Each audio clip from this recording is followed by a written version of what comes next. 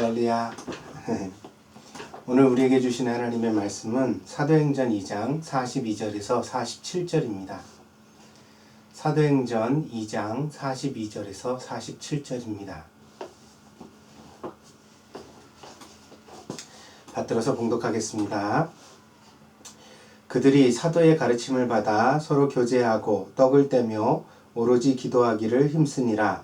사람마다 두려워하는데 사도들로 말미암아 기사와 표적이 많이 나타나니 믿는 사람이 다 함께 있어 모든 물건을 서로 통용하고 또 재산과 소유를 팔아 각 사람의 필요를 따라 나눠주며 날마다 마음을 같이하여 성전에 모이기를 힘쓰고 집에서 떡을 떼며 기쁨과 순전한 마음으로 음식을 먹고 하나님을 찬미하며 또 온 백성에게 칭송을 받으니 주께서 구원받는 사람을 날마다 더하게 하시니라.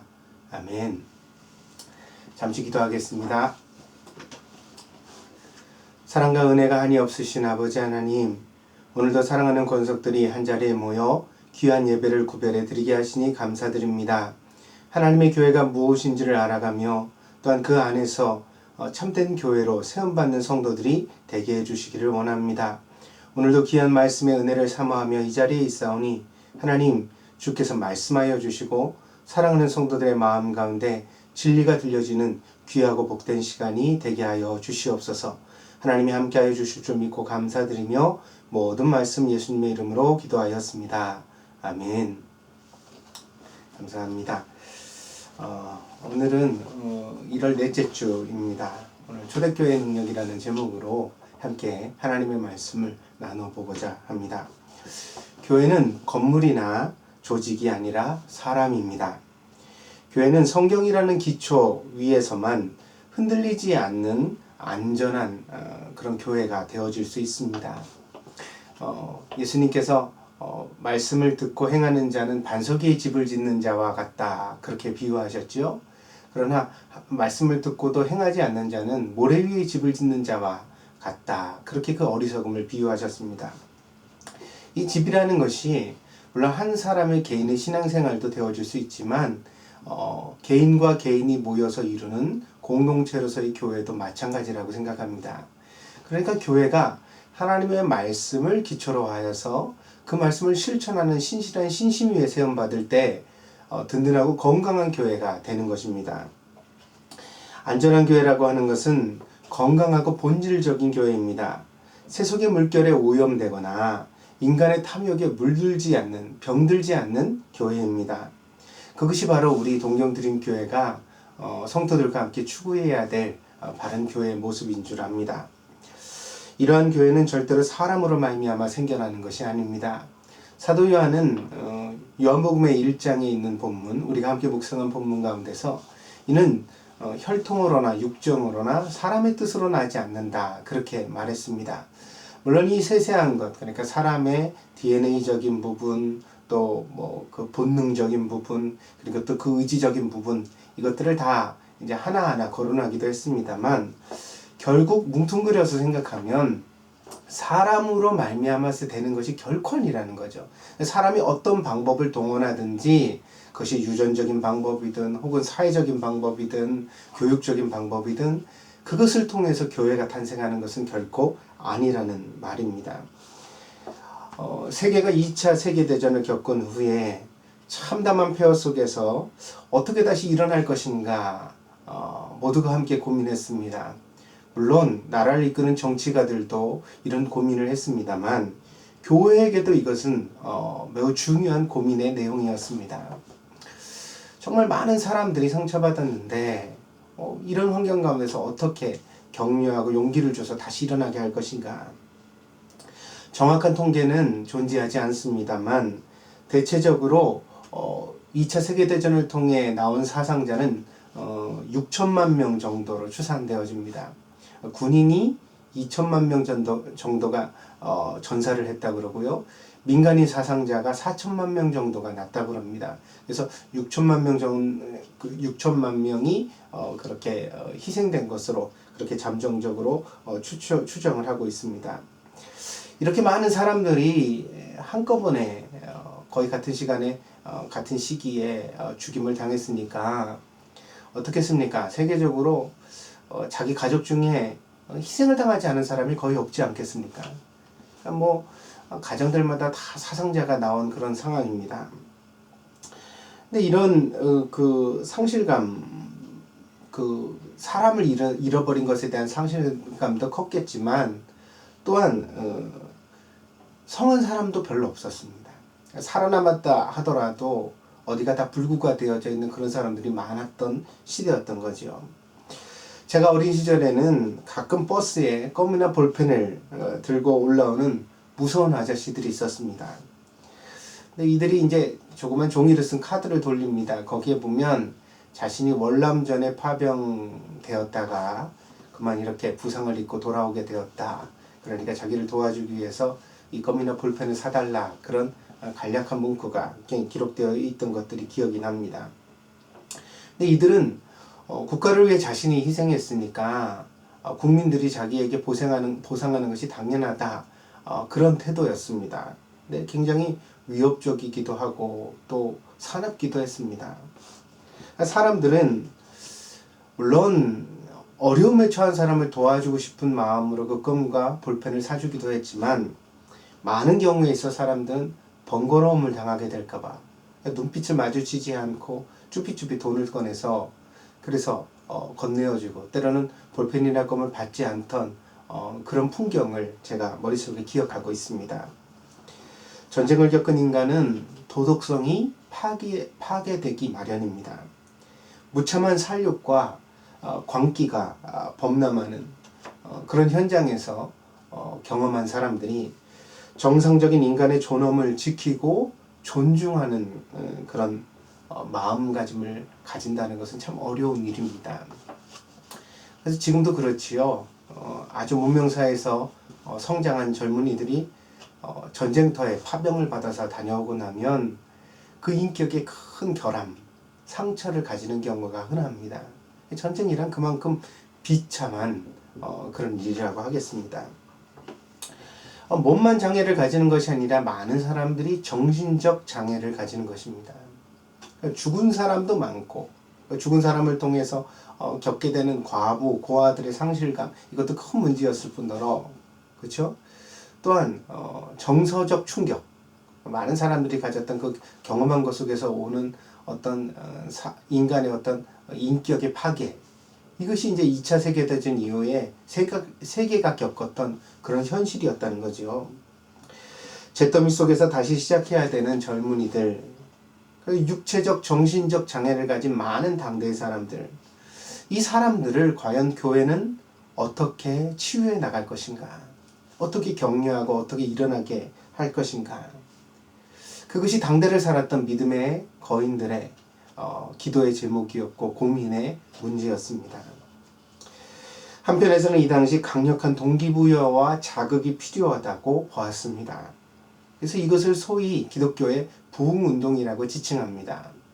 그래서 많은 부흥회가 열렸지요. 이 부흥회라는 것은 사람들에게 아주 대중적인 메시지를 증거하고 사람들이 누구나 다 교회에 올 수 있도록 그렇게 초대를 하고 그리고 또 자극적이었죠. 그렇죠?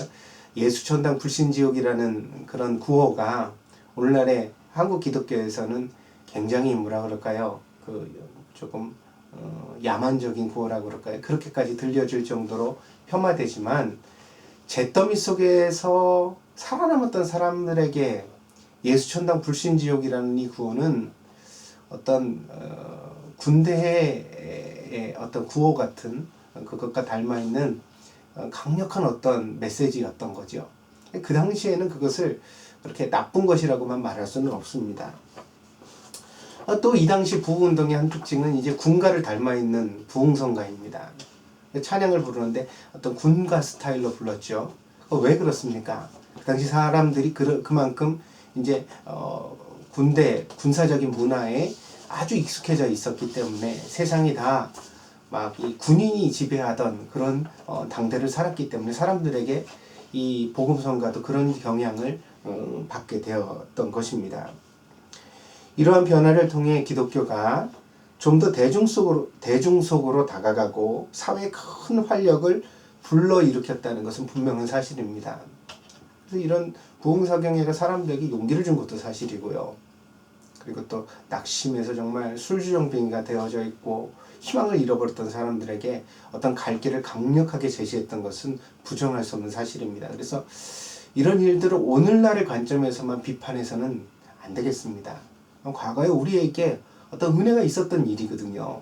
그러니까 오늘의 관점에서 봐서 그것이 좀 불쾌하다고, 그리고 또 우리의 정서에 좀 맞지 않는다고 해서 무조건 나쁜 것으로 폄하하는 것은 어리석은 생각이 되지 않을까 그렇게 생각을 합니다. 그러나 이러한 긍정적 변화와 함께 나쁜 부정적인 영향력도 있었습니다. 먼저는 강단에서 쇼맨십이 범람한 거죠. 그래서 예전에는 강단에서 목사님들이 잘 서가지고 이렇게 정상적으로 서서 설교에만 집중하는 그런 스타일이었다고 한다면, 이제는 막 마이크를 잡고 뛰어다니기도 하고 사람들에게 고함을 지르기도 하고 그런 스타일의 그런 예배 형식이 들어오게 된 것은 이런 전쟁 이후의 일이라고 하겠습니다. 또한 이와 함께 인위적이고 그리고 이교적인 영성이 교회 안에 섞여들기 시작합니다. 샤머니즘적 경향이 많이 교회 안에 들어온 것도 이때이고요. 그리고 또 여러 가지 이교적 그런 모습들이 생겨난 것도 역시 이때입니다. 결국 교회는 양적 부흥과 함께 질적인 혼란을 겪게 되었으며 이것은 오늘날까지 우리들의 숙제가 되고 있습니다. 저도 목회를 하면서 성도들을 맞이하다 보니까요, 그렇습니다. 이제 어떤 성도들이 교회에 찾아오면요, 기도하는 스타일이라든가 어떤 예배를 드리는 방식, 마음가짐 같은 것들이 아무래도 저를 통해서 신앙의 양육을 받은 성도들하고 많이 다른 분들이 오거든요. 그럴 수밖에 없습니다. 근데 이제 물론 어떤 범주에서는 우리가 큰 소리로 기도하거나 적은 소리로 기도하거나 혹은 손을 들고 기도하거나 무릎을 꿇고 기도하거나 심지어는 눈을 뜨고 기도한다고 해도요, 그것이 크게 잘못된 것이라 그렇게 단정할 수는 없습니다. 우리가 받아들일 수 있는, 수용할 수 있는 어떤 그 범주가 있는 거죠. 그런데 어떤 분들은 그 신앙의 색깔이 매우 성경적이지 못할 때가 있습니다. 목사는 참 고민하게 되어지죠. 자기 나름대로는 그게 정말 바른 신앙이라고 생각을 하는데 자기 자신이 정상이라고 생각하는 분들에게 그런 색깔을 깨트려가고 그게 아니다, 성경적으로 이런 부분이 맞다라는 것을 가르치는 것은 굉장히 어려운 숙제입니다. 목사만 이런 숙제를 겪는 것이 아니죠. 여러분도 마찬가지죠. 그런 분들과 함께 신앙생활을 해가야 되는 거니까 맞춰줘야 되는 거고요. 어느 정도는요.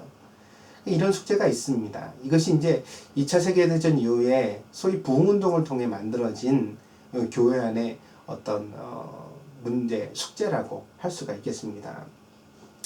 일찍이 마틴 로이드 존스라는 목사님은 부흥이라는 설교에서 하나님이 주시는 부흥은 인간이 기여할 수 있는 방법이 전혀 없다, 그렇게 단언한 바가 있습니다. 그것은 오직 은혜로 받는 것이며 그렇기 때문에 진정한 부흥을 원한다면 간절한 마음으로 기다리는 것밖에 다른 도리가 없다. 이것이 이제 마틴 로이드 존스 목사님이 설교하신 내용의 어떤 내용이 그 핵심이었습니다. 성공의 신부요, 기독교 영성가로 알려진 프란시스 셰퍼라는 박사님이 있습니다. 이분은 신부님이기도 했고요. 그리고 이후에는 어떤 영성가로 어떤 박사님으로 알려지기도 했습니다만, 이분도 역시 로자네이와 같은 그런 그 전후 세대의 기독교의 부흥 혹은 어떻게 세계의 복음을 전해 사람들을 치유해 갈 것인가, 이런 고민 속에 깊이 참여하시기도 했습니다만, 이분은 고민을 했습니다. 교회가 어떻게 사람들을 케어해 나가야 될 것인가, 무엇을 통해 사람을 치유할 수 있는가, 치유하는 교회를 고민했다는 거죠. 그래서 이분은 우리에게는 잘 알려지지 않은 길을 선택했습니다. 이분이 만든 것이 라브리라는 단체입니다. 스위스에서 시작해서 지금은 한국에도 라브리가 설립되어져 있습니다. 이 라브리는 불어로 피난처라는 뜻입니다. 세상사에 지치고 여러 가지로 병들고 상처받고 그런 사람들이 와서 하나님께만 마음을 집중하며 마음과 영성을 치유하고 돌아갈 수 있는 쉼터, 그걸 이제 만들고자 했던 거죠. 사람의 내면적 상처는 다른 것으로 치유받을 수 없다. 하나님을 추구하는 영성을 통해서만 치유받을 수 있다. 또한 이러한 영성은 자연 속에서 가장 잘 추구해 나갈 수 있다. 자연이라는 환경이 인간에게 가장 좋은 영성 추구의 장이라고 이해를 했습니다. 어떻게 보면 중세시대에 있었던 예수회나 수도회 운동과 그 맥을 같이 하는 그런 부분이라고 하겠습니다. 근데 이런 가르침을 이 프란시스 셰퍼 박사님은, 제가 발음이 잘 안 돼요. 프란시스 셰퍼 박사님은 남에게만 전파한 것이 아니라 스스로 그 삶을 사셨습니다.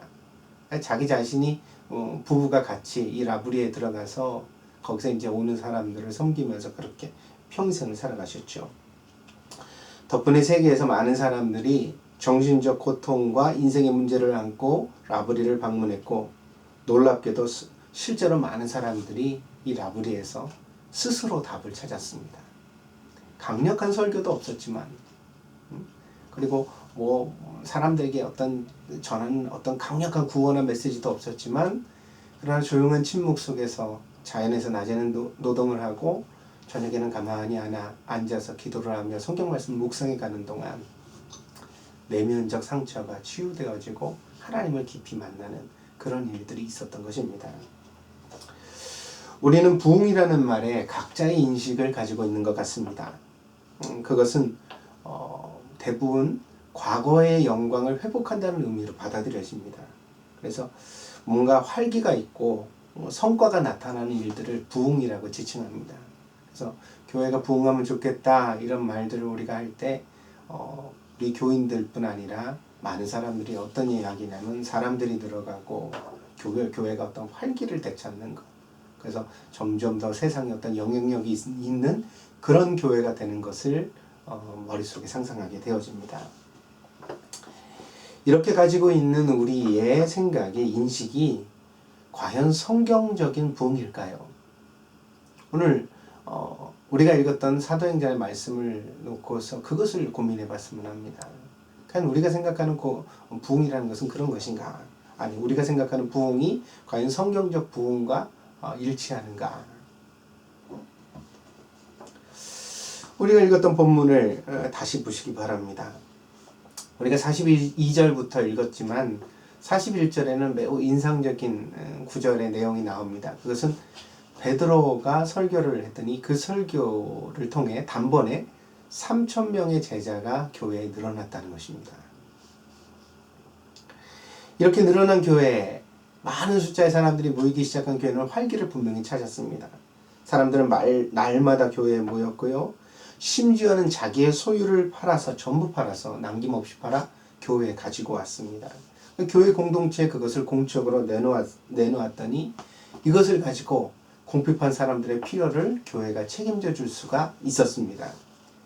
그래서 교회 안에는 더 이상 궁핍한 사람이 없게 되었고, 이러한 소문이 사방으로 퍼져나가게 되어지자 드디어 교회는 소위 부흥의 폭발적 힘을 가지게 되어집니다. 날마다 칭찬을 듣는 교회, 선한 소문을 더하는 교회, 날마다 사람들이 늘어나는 교회, 그런 교회의 모습을 오늘 본문이 우리에게 보여주고 있습니다.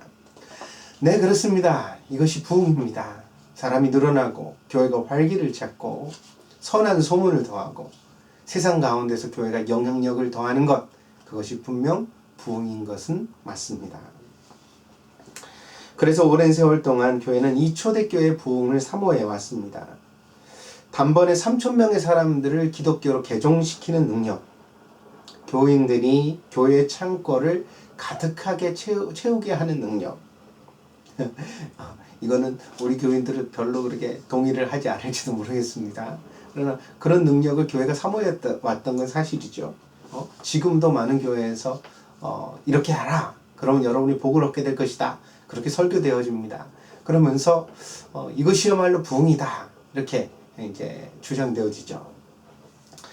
그래서 교회가 이러한 힘들을 가지고서 많은 사람과 재물을 가지고 사회적으로도 영향력이 증대되어지는 것, 날마다 점점 더 강력한 교회가 되어지는 것. 이것을 이제 부흥이라고 지칭해 왔습니다. 하지만 이것이 정말 부흥의 본질이라면 저는 그런 생각을 해봅니다. 기업체의 부흥과 교회의 부흥이 너무 다름이 없지 않는가. 장사가 잘 되고 종업원이 늘고 지점이 전국적으로 확대되는 것, 그것이 회사의 부흥 아닙니까? 근데 지금 앞에서 우리가 열거한 것들이 이런 회사의 부흥과 무엇이 과연 다릅니까? 과연 이것을 건강한 교회 부흥이라고 말해도 되는 것인가? 그래서 우리는 본문에서 다른 것을 보아야 한다고 생각합니다. 사람은 보고 싶은 것만을 본다는 그런 말이 있지요. 그래서 같은 성경의 본문이지만 우리가 바라는 것이 이런 것일 때 이런 것만 봅니다. 굉장히 위험한 것입니다.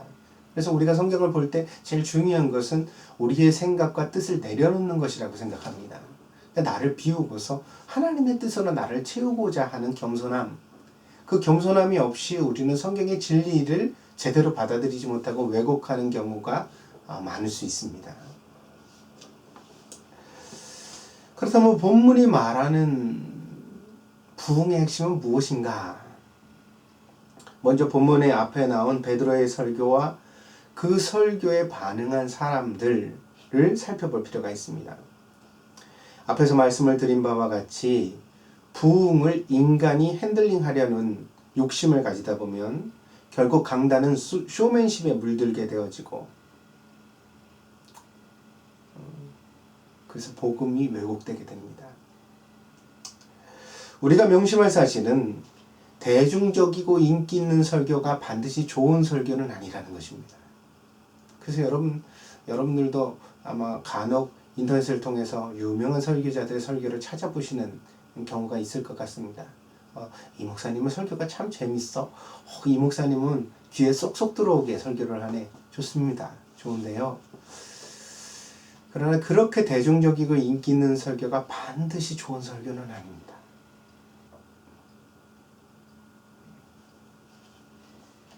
좋은 설교의 핵심은 성경적인 것입니다.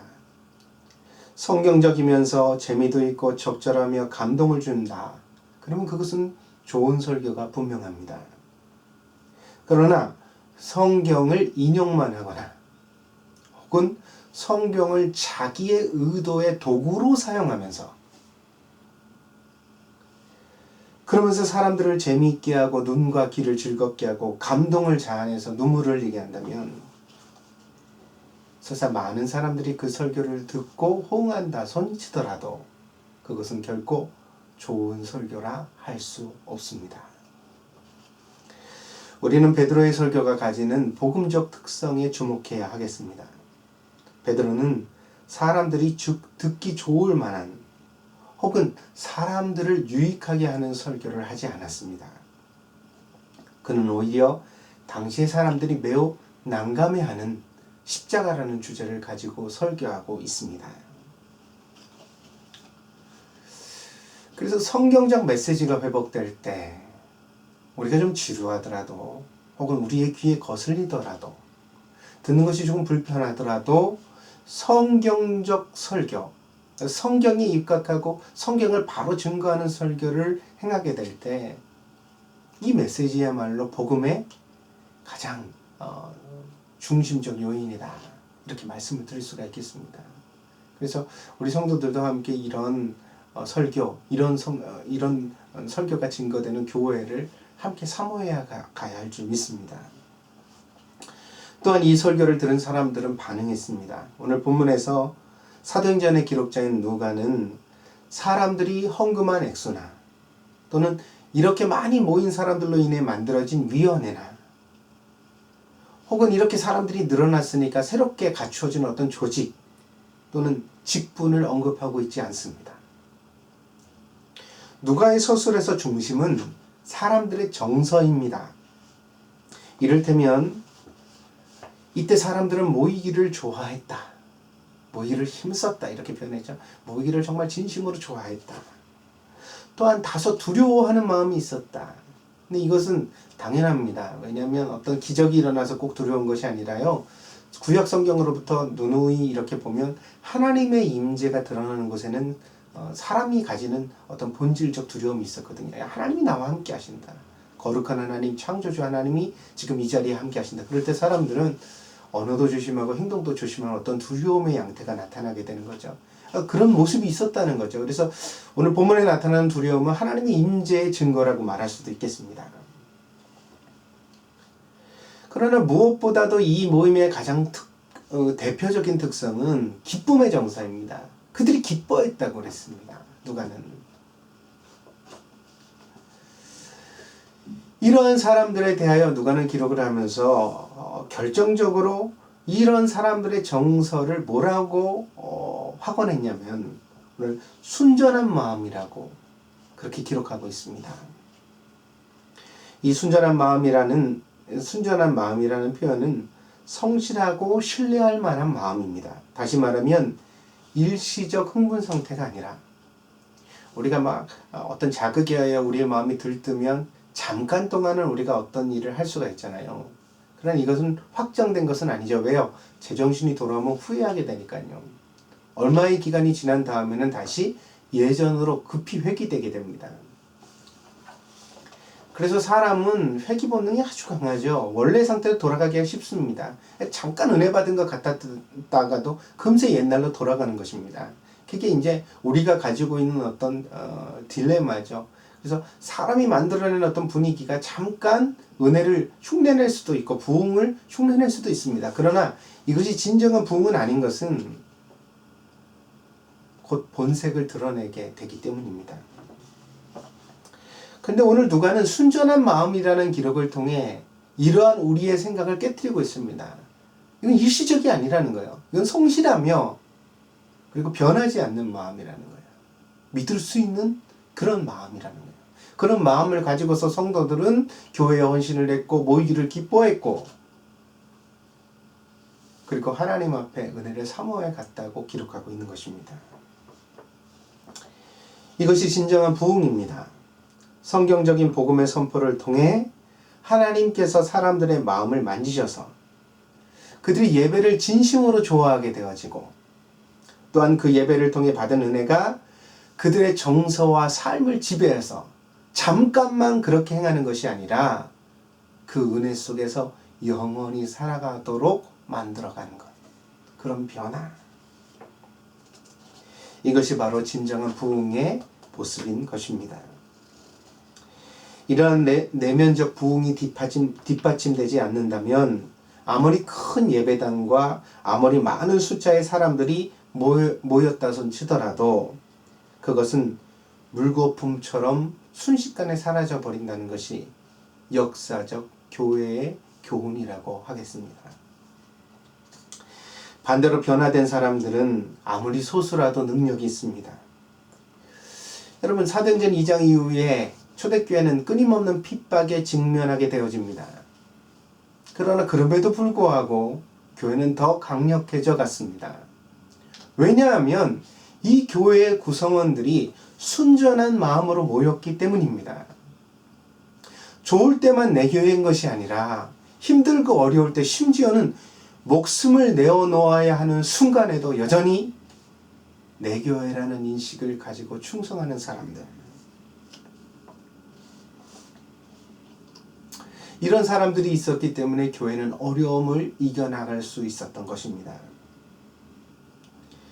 어려움을 그리스도의 십자가로 생각하고 그 어려움을 담담하게 받아들이는 사람들. 망설이지 않고 굳은 일을 감당해내는 사람들. 그래서 교회가 좋은 소문을 더하고 사람들이 몰려올 때도 충성하지만 또한 교회가 핍박에 처하고 어려움을 겪을 때에도 비방과 멸시를 받을 때에도 여전히 그 교회 속에서 자기의 역할을 다하는 사람들. 바로 그런 사람들이 오늘 교회에 굳건히 서 있는 모습을 누가는 말하고 있는 것입니다. 사랑하는 여러분, 우리는 2016년을 시작하면서 교회와 우리의 사명에 대하여 다시 생각해 보고 있습니다. 우리는 말씀, 사람, 그리고 하나님의 나라를 추구해 가야 합니다. 우리는 우리의 노력과 개개인의 능력과는 무관한, 내가 이렇게 하니까 교회가 세워질 것이다, 내가 이런 능력이 있으니까 나의 리더십을 통해 교회가 부흥하게 될 것이다, 우리 이제는 그런 생각을 좀 버립시다. 목사도 그러하고 여러분도 그러하고, 우리의 손과 우리의 능력이 아니라 하나님의 능력으로 은혜로 세워지는 교회를 사모해 봅시다. 그 교회는, 동경드림교회는 오직 하나님의 뜻으로 오직 은혜로 세워지는 교회가 되어야 할 줄 믿습니다. 우리가 세우고자 하는 교회는 또 하나의 교회가 아니라 세상을 놀라게 할 수 있는 새로운 교회입니다. 마치 예수님께서 만드신 포도주처럼 이전에는 사람들이 그 맛을 본 적이 없는 참 좋은 포도주, 참 좋은 교회 말입니다. 그 교회는 여러분 안에 있습니다. 여러분이 하나님께서 들려주시는 성령의 음성에 진심으로 응답하고 그 안에서 변화를 받아 두렵고 기쁘고 그리고 순전한 마음으로 하나님을 섬겨갈 때, 여러분이 바로 오늘 본문에 등장하는 순전한 마음의 주인공이 될 때, 초대교회는 다시 오늘 이 시대 속에, 특별히 일본 땅에 부흥하게 될 것입니다. 금년에는 우리 모두 사모하는 마음을 가집시다. 진심으로 그리스도인다운 그리스도인이 되기를 마음으로 결심해 봅시다. 예배에 빠짐이 없기를 바랍니다. 그리고 성경을 펴봅시다. 기도의 자리로 나아갑시다. 남이 해주기를 기다리지 말고, 남이 좋은 교회 만들어서 나에게 줄 것이라고 생각하지 말고, 내가 변화를 받아야 좋은 교회가 세워진다. 내가 부흥의 열쇠다. 내가 순전한 마음을 가진 성도가 될 때, 그래서 나를 통해 그 사도행전 2장에 있는 초대교회가 바로 동경드림교회로 부흥하게 될 것이다. 이런 생각과 각오를 가지고서 우리가 하나님 앞에 함께 나아가는 한 해가 되었으면 합니다. 이 갈망을 가지는 저와 여러분들에게 하나님께서 초대교회 부흥을 부어주시리라 믿습니다. 기도하겠습니다. 하나님, 은혜와 사랑을 감사드립니다.